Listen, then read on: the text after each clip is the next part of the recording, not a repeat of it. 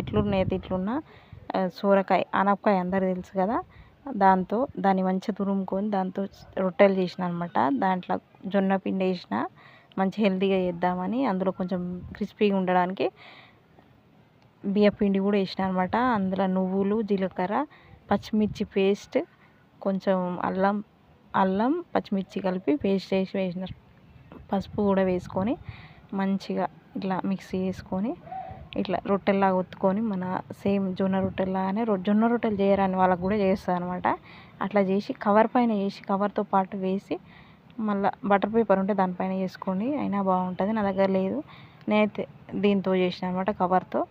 చాలా బాగా వచ్చినాయి. కాలడం కూడా తొందరనే కాలుతున్నాయి అనమాట. జొన్న రొట్టెలు చాలా టైం పడుతుంది కదా, ఇది తొందరగా కాలినాయి. టేస్ట్ కూడా చాలా బాగుందనమాట. కాలడం కూడా ఈవెన్గా ఎంత బాగా కాలింది కదా, చూడడానికి కూడా బాగుంది, తింటే కూడా చాలా టేస్టీగా ఉందన్నమాట. తిన్నాం మేము.